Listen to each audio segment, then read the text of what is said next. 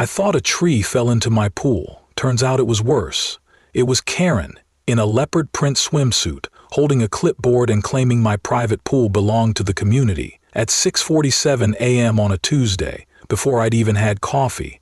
Her adult son had cannonballed into the deep end like it was a Vegas pool party, and when I confronted her, she said, with a straight face, "You should be proud. You built something beautiful for everyone." That was the moment I realized I wasn't living in a suburban neighborhood anymore. I was living in an HOA dictatorship. And this wasn't just about property rights. It was about boundaries, control, and what happens when you dare say no to someone who's never heard it before.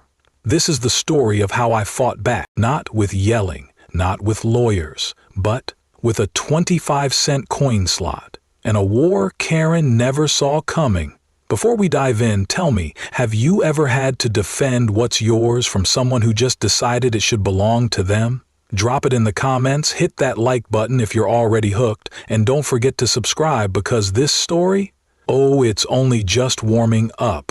It started with a splash, not a gentle one, not a joyful one, but the kind of splash that says, screw your boundaries at 6:47 in the morning.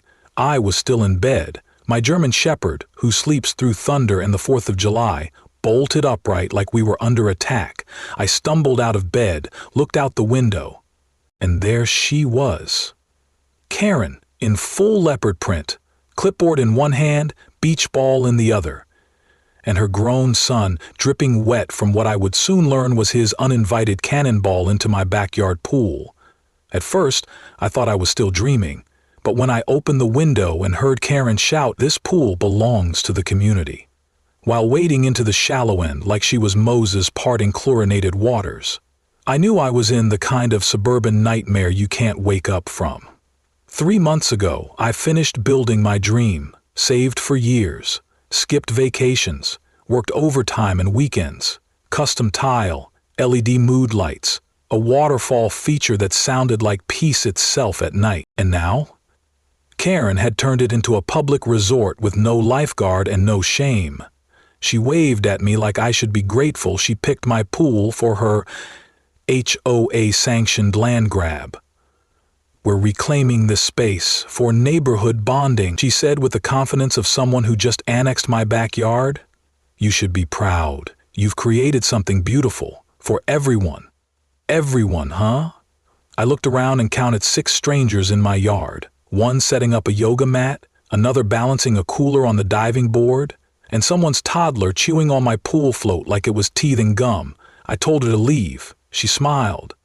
I demanded to see proof. She whipped out a grainy old HOA charter like it was the Declaration of Independence and said, "You really should read the fine print." Now, I don't know if you've ever had to argue at sunrise over a property you paid for, maintain, clean, and insure, but let me tell you, it messes with your head. I wasn't just confused, I was furious. But I didn't yell. I didn't lose it. Not yet. Instead, I bit down hard on my patience, told her she was trespassing, and walked back inside. That's when I saw the flyer, printed, laminated, posted on the neighborhood board. Community pool hours, 6:00 a.m., 10:00 p.m. Location, ocean. But what Karen didn't know was that I had a plan brewing, and it started with 25 cents and a turnstile. Stick around, because in part 2, Coin Slots and Chaos, how I turned my pool into a business, I show you what happens when you fight HOA madness with cold hard change. You ever see someone discover a document like they just found the Ark of the Covenant? That was Karen, standing in front of my mailbox like she was unveiling a lost relic from the Smithsonian, holding a wrinkled, coffee-stained HOA charter from 1991, waving it around like it was a golden ticket to my property. "It's all here," she squealed, tapping furiously at a section labeled Community Recreational Resource Access Guidelines. Page 4, subsection B, designated properties may be subject to open neighborhood use. She smiled like she'd just summoned the spirit of Robert's Rules of Order. Except, here's the thing, this charter looked like it had been typed on a typewriter with margarita stains on it. The ink was so faded I could barely read the date. The name of the neighborhood was spelled wrong in 2 places, and someone had clearly highlighted it using a neon marker that had bled through half the page. I asked, "Karen, where did you even find this?" in a shoebox at the HOA storage unit," she said proudly, "next to the old community cookout grill and a box of expired sidewalk chalk. Of course." I told her it didn't apply, that my home was built 10 years after that charter was drafted, that my property deed said private residence, not public splash zone. But she didn't blink.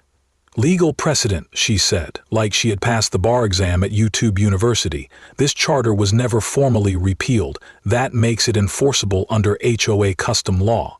Custom law? That's not a thing. That's not even close to a thing. But that didn't stop Karen. Nope. She made copies, dozens of them, and started passing them out like Jehovah's Witnesses passing pamphlets on a Saturday morning. Some neighbors nodded, unsure. Others pretended to read and folded them like receipts they'd throw away later, but Karen didn't care. She had her holy grail, and now she was on a mission. The next morning she stapled a flyer to the community board: "Community pool grand opening. Tuesday 6 a.m. Ribbon cutting ceremony at 6:30. Mimosas and yoga on the deck location. Community spirit. Lady, you're trespassing with orange juice." And yet, somehow, 3 people actually showed up. One wore Crocs and a robe, one brought a Bluetooth speaker playing soft jazz, and one had a yoga mat that said "Live, Laugh, Lounge." They waltzed in like this was Sandals Resort and I was the entertainment director. I'd love to tell you this ended quickly, that I showed them the deed and they apologized and left. But no. What actually happened was Karen strutted up in her HOA-branded visor and said, "This is bigger than you. This is about community legacy." Legacy? I built this pool 3 months ago. It hasn't even made it through a full pollen cycle yet. But logic didn't matter. What mattered to Karen was that she had a copy of a 1991 charter and a clipboard that made her feel like Moses with better posture. So I did what any rational pool owner would do. I grabbed a lawn chair, sat at the edge of the deck, and started planning my next move. Because if Karen wanted to play HOA sorcerer with a relic from the 90s, I was about to show her what happens when the pool wizard upgrades to 21st century tactical capitalism. Coming up next in part 3. Coin slots and chaos, how I turned my pool into a business. You'll see what happens when HOA madness meets a city ordinance loophole, and exactly how 25 cents bought me peace. There's something oddly empowering about laminating your first pay here sign. It was like holding a tiny shield against the madness, a 5x7 glossy declaration that said, "This isn't a community pool, this is a fortress." The day I installed the coin slot turnstile was the day I stopped being a guy with a backyard oasis and became something else entirely. I became a lifeguard. Not the sunscreen nose whistleblowing kind. No, I became the lifeguard of sanity, of boundaries, of basic freaking decency. And my uniform? Flip-flops. A "don't tread on my chlorine" tank top and the energy of a man who had officially snapped just the right amount. Let me tell you something about power. It doesn't always roar. Sometimes it clinks, like a shiny quarter dropping into a steel slot that says, "You want to trespass? Cool, that'll be 25 cents and a waiver." That first full day was quiet, too quiet, until around 10:30 IEM when Yoga Brenda returned. She approached the gate like it was a spiritual test, read the sign, looked at the turnstile, paused, dug into her fanny pack, pulled out a quarter. Clink! I swear to you, the sound echoed like a battle drum. She nodded at me, calm as ever, then began her sun salutation by the deep end, like nothing was wrong. Then came 2 teenagers. Then Cheryl from the HOA Bridge Club. By mid-afternoon, I had a full pool, a stack of wet quarters in a lockbox, and, more importantly, peace. No flyers, no megaphones, no Karen, just the steady, comforting rhythm of commerce doing what diplomacy couldn't. But of course, the moment the peace settled in, the resistance arrived. Karen marched up to the gate like she was storming Normandy in a cardigan, clipboard in one hand, iced macchiato in the other. She didn't even look at the sign, just shook the turnstile like it owed her rent. "This is outrageous," she barked. "You're monetizing community joy?" I told her I wasn't monetizing joy, I was monetizing my patience. She demanded to speak with the pool director. I pointed at my German Shepherd. "Security detail. You can file a complaint with him." She didn't laugh.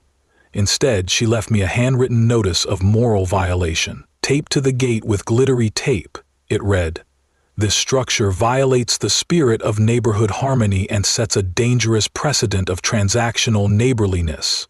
I framed it, hung it in the garage above my power tools, titled it, "First Battle Won." By the end of the week, I was fielding side hustle ideas from neighbors. One guy offered to build me a snack bar. Another brought me a homemade sign that said, "We don't swim free here, we swim fair."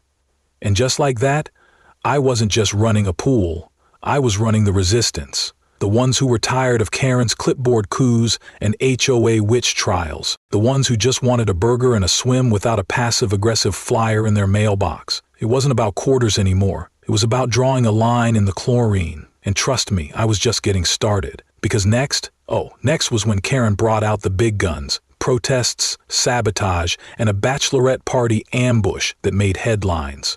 Coming up in part 4, hoses, horns, and HOA hysteria. When Karen's final splash backfires. I'll show you what happens when community entitlement meets motion-triggered sprinklers and sirens. I never thought a 25-cent piece could feel like justice until I heard the first one drop through that coin slot with a crisp metallic clink. That sound. It wasn't just money. It was the sound of boundaries being respected. It was the sound of Karen's grip slipping. And by God, it was the sound of a middle-class man reclaiming his chlorinated kingdom, 1 quarter at a time. I called it the Quarter Revolution, and like any revolution worth remembering, it began with a cause and a gate. The gate. A 6-foot-tall steel frame with a refurbished amusement park turnstile I bought on Craigslist from a guy named Dale, who claimed it had once guarded the tilt-a-whirl at a bankrupt county fair. The cause? Pure, simple, undeniable. I was done being the unpaid lifeguard for people who treated my private pool like a free Netflix account they never contributed to. So I made the decision. If they want in, they can chip in, 25 cents, no refunds, no change, no HOA exceptions. And you know what? It worked. The line started forming before noon the first day. Not a mob, but a trickle. A curious crowd of neighbors all cautiously eyeing the coin slot like it was going to ask them for their social security number. Some turned away, some grumbled, but most? They paid. Because here's the thing, entitlement only runs strong until it's faced with convenient resistance. Turns out Karen's loyalists weren't as loyal as she thought, especially when all it cost to swim was pocket change and a little bit of pride. Yoga Brenda came back with a roll of nickels and asked if I could make change. I told her, "This is a pool, not a Coinstar. Come back with quarters." She did. Greg from across the street brought his niece. Paid double. 1 for her, 1 for the cannonball, he said with a wink. And every time someone pushed through that turnstile and heard that ka-chunk of acknowledgement, I got a little piece of my sanity back. Now here's the real twist. It stopped being about the money. Sure, I made enough to cover chlorine, maybe even a new lounge chair by Labor Day. But what I really earned? Respect. The kind that doesn't come from bylaws or petitions. The kind that comes from standing your ground with a coin slot, a motion sensor, and a laminated sign that read, "This is a private recreational business. Welcome if you're cool." Karen, of course, hated every second of it. She stood outside the gate one afternoon yelling, "Pool privatization is un-American." She even tried to organize a coin boycott, which lasted about 45 minutes, until her own cousin dropped a quarter in and said, "It's hot, Karen. I'm not made of morals." But I wasn't content with quarters. Nope, I had plans, big ones. Because if Karen thought I'd stop at just 1 turnstile, she clearly hadn't seen what else I was building behind the shed. Coming up in part 5, hoses, horns, and HOA hysteria, when Karen's final splash backfires. I'll show you exactly what happens when Karen tries to throw a bachelorette party in your backyard and ends up facing the HOA equivalent of a tactical sprinkler assault. Comment below if you've ever wanted to install a coin slot just for life. Subscribe if you're cheering for Team Chlorine, and drop a quarter on that like button. I mean, metaphorically, for now, some wars are fought with swords. Others, with motion sensors and high-pressure irrigation systems. When Karen decided to throw a bachelorette party in my backyard without permission, she made a fatal miscalculation. She forgot that I wasn't just defending a pool. I was defending principle. And that principal came armed with sprinklers set to riot control mode. It started with a flyer, glossy, floral, passive-aggressively pink. You're invited. A poolside celebration of love and laughter. Location, my address.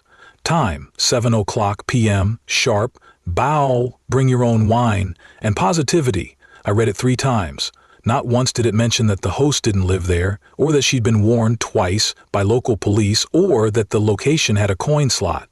Nope, just sparkles, wine, and lies. The party guests started arriving around 6:30. Nice enough people. Laughed too loud. Wore too much perfume. You could tell they thought this was Karen's house. She had set up outside the gate again. Bluetooth speaker, fake candles, a sign that read "Love wins," but not without cocktails. But it wasn't until one of the women looked at the turnstile and asked, "Do we just put in a quarter?" that I knew I had them exactly where I wanted. By 8:00 p.m., my yard was full of strangers. Some had tossed in their quarters, unknowingly legitimizing my business. Others climbed over the fence, violating trespass laws and personal space simultaneously. One guy was trying to use the pool jets like a massage chair while his girlfriend filmed a TikTok. Karen, she was at the center of it all. Martini in one hand, megaphone in the other, giving a toast about love, freedom, and taking back the neighborhood from greed. That's when I made the call, no, not to the police, to my deck's control panel. Clack. The motion sensors armed. Whirr. The pressure pump spun to life. Then all hell broke. The pool lights dimmed. The deck speakers roared to life with a custom track I titled Karen's Soundtrack to Regret, a mashup of barking German shepherds, fire truck sirens, and a foghorn straight from a cargo ship. Everyone froze. Then the sprinklers kicked in, not gentle little garden misters. No, these were full-pressure directional jets, meant to scare off raccoons and HOA insurgents. Karen screamed. One woman dove behind a deck chair like she was under artillery. A man slipped on a flamingo float and screamed, "Why is the pool yelling at me?" The best part? It was all legal, all pre-approved, all recorded. 5 minutes later, the fire department showed up. Apparently someone had called 911 and said, "The backyard is under attack by sound." The fire captain walked in, took one look around, and then looked at me. "You the homeowner?" "Yup." "You invite all these people?" "Nope." "You got permits for the coin gate and the audio system?" "Sure do. Want to see the receipts?" He did. I showed him. He nodded, then turned to Karen, soaked, smeared mascara, yelling about psychological terrorism, and said, "Ma'am, you're trespassing." She sputtered, he pleaded. She gestured at the pool like it owed her something, but the fire captain didn't budge. He handed her a written warning and said, "Next time it's criminal." As the soggy guests sloshed their way out, I leaned against the fence with a soda and a grin that could have sold popcorn. It was over, and I had won the night, without raising my voice, lifting a finger, or breaking a single law. But the battle wasn't quite over, because the next morning something showed up on my doorstep. A new flyer. One word on it. Appeal. Coming up, find out what happens when Karen tries to bring the government into my backyard. It turns out you don't need a courtroom to win a case. Sometimes all it takes is a sprinkler system, a barking siren track, and a Facebook group with 348 very opinionated members. By the time Karen's mascara-streaked mug made its way back into her house after the bachelorette pool debacle, the internet had already beaten her there. Someone had posted a short video from the party, just 15 seconds of pure suburban chaos. Title: Karen's pool party gets sprinkled to oblivion. Caption: HOA gone wild but with water pressure. Within 12 hours it had 38,000 views, 412 comments, and a very generous remix with a dubstep drop every time a guest slipped on my deck. What I didn't expect, though, was how fast the neighborhood picked a side. People who'd stayed quiet for weeks, the ones who just wanted to grill their burgers in peace and keep their grass under 3 inches, suddenly had opinions, and those opinions came with banana bread. Literally. That morning my porch looked like a sympathy altar. Someone had left a homemade zucchini loaf. Someone else taped a note to my mailbox that read, "Thank you for standing up to the towel tyrant." Even old Mr. Ferguson, who hadn't spoken to anyone since his bird feeder was ruled too whimsical, gave me a slow salute as I walked the dog. The coin gate became a local legend. One dad brought his kid just to let him feed quarters into the slot. Another neighbor offered to 3D print me a custom token system just so the HOA couldn't cry currency exchange. Yes, I'm now running a backyard pool with souvenir tokens. God bless America. But not everyone was thrilled. Karen tried to flip the narrative. She printed a 4-page manifesto titled, "What's at Stake? A Neighborhood Divided," and hand-delivered it door to door like she was running for HOA Congress. She called me a barrier builder. She called my pool a fortress of exclusion. She called my dog aggressively silent. Aggressively silent. Let that sink in. But here's the thing. While Karen was out there peddling paranoia, the community was remembering what real peace felt like. For the first time in months, no one was getting unsolicited flyers. No one was being fined for wind chimes. No one was being accused of clashing curb appeal. And people liked it. They liked knowing someone was standing up, not just for property lines, but for common sense. Then came the letter. Not from Karen, not from the HOA, from City Hall. It was an official-looking envelope stamped with Department of Residential Mediation. I opened it slowly, expecting some kind of cease and desist dressed in legal lingo. Instead, it was an invitation. Dear resident, you are invited to speak at the upcoming Neighborhood Harmony Forum to share your perspective on recent events surrounding HOA activity, private rights, and community access. Your participation is strongly encouraged, as your property has been the subject of extensive discussion and media attention. Translation: Karen had escalated the drama to City Council, and they wanted to hear my side. Which brings us to the next chapter. Coming up, one mic, one coin, and a Karen meltdown. Yeah. We're taking this downtown? I should have known she wouldn't go down quiet. Karen didn't retreat, she recalibrated. And on a humid Wednesday morning, while I was sipping coffee and mentally drafting my remarks for the City Council, the knock came. It wasn't a friendly knock. It was the kind of knock that sounds like paperwork and problems. I opened the door, and there he was, a sheriff's deputy, sunglasses on, clipboard in hand, and the "I hate this job" look in his eyes. "Are you the owner of this property?" "That depends," I said. "Am I being recruited for a reality show?" He didn't laugh. He handed me the envelope, nodded, and said, "This is a formal notice of investigation regarding unauthorized commercial activity, civil harassment allegations, and reported municipal zoning violations." I blinked. "Let me guess, filed by someone with a passion for clipboards and vengeance." He smirked just barely. Inside the envelope was a multi-page complaint. Filed by Karen, of course. She accused me of running an unlicensed business, emotionally manipulating neighbors through sound design, yes, the sirens, weaponizing coin-based access systems to intimidate residents, and, my personal favorite, psychologically distressing her niece with excessive water pressure. Apparently, the sprinklers from the Bachelorette debacle had left a lasting impression. I looked at the deputy. "You're not buying this, are you?" He shrugged. "I've seen worse. One guy claimed his HOA president was an alien lizard queen. Fair enough. He told me not to worry. This was standard. He just needed to document that I wasn't operating anything illegal. So we walked the property. I showed him the coin gate, the motion sensors, the laminated signs, the valid city license, the signed statements from neighbors. At one point he even chuckled and asked, "You seriously made $48.00 in quarters last weekend?" "Yup," I said. "I'm thinking about going public." Then we reached the side of the deck, and that's when we saw it. A small pile of debris, wiring, melted plastic, a half-burned flyer stuck under the deck boards. The deputy leaned in. "Someone tried to short your motion sensor system," he muttered. "How recently?" I asked. He checked his tablet. There was a complaint log from this location around 3:00 a.m. Sunday morning.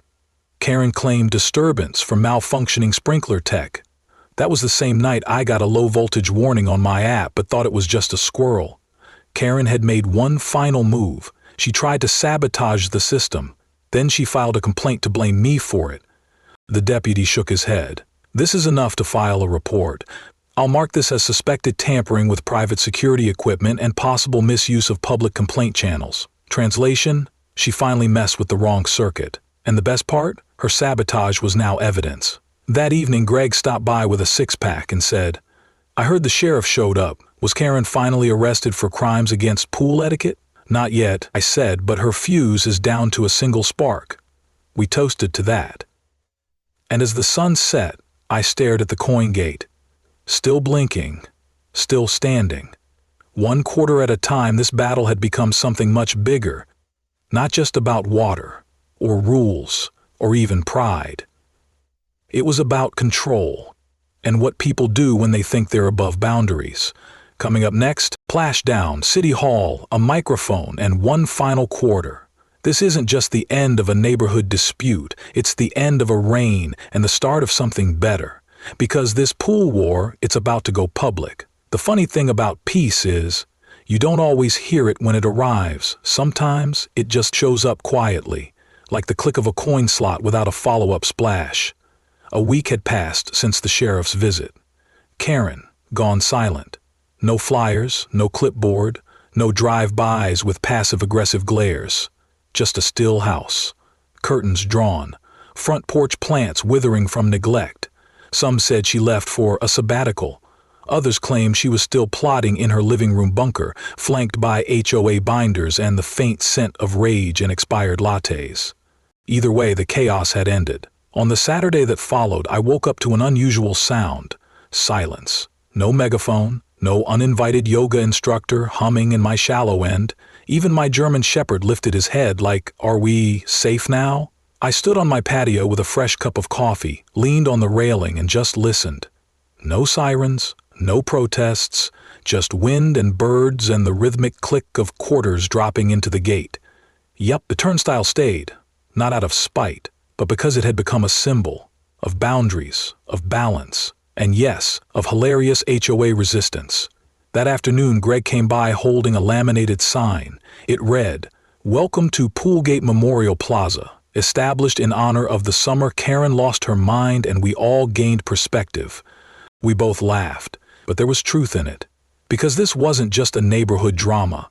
It was a wake-up call about entitlement and how far people will go when no one ever tells them no, about how small power, when unchecked, can turn decent neighborhoods into battlegrounds. And most of all, about how sometimes defending your peace means building a literal gate and charging a quarter to keep the madness out. People started showing up, not to swim, but just to talk. Neighbors I barely knew dropped by to thank me. One woman brought cookies. Another asked if I'd speak at the next HOA election meeting. Even the board president, Roy, wandered over and said 5 full words. "You were right, she's nuts." Then he patted my shoulder and walked off like a man who had finally tasted freedom. Karen's house went up for sale 2 weeks later. No goodbye, no flyers, just a "for sale by owner" sign and a moving truck that left without honking. I watched it pull away and felt, not joy, not revenge, but relief. That night, I sat alone under the porch light. The pool shimmered blue and purple. The wind was warm. The quiet was earned. I thought about how absurd it all was. How something as simple as water, as simple as saying, "This is mine," could turn into war, and how easily people forget that respect isn't just about rules, it's about boundaries. So here's what I learned. Never underestimate a clipboard, never trust a charter from 1991, and never, ever let someone else define your peace. Because your home isn't just where you sleep, it's where your dignity lives. And sometimes, you have to defend it. With a coin slot, with a sprinkler, with a smile that says, "Not today, Karen." If this story hit home, smash that like button, drop your own HOA horror tale in the comments, and don't forget to subscribe. And remember, peace is precious, and if it costs a quarter to keep it, that's the best bargain you'll ever make.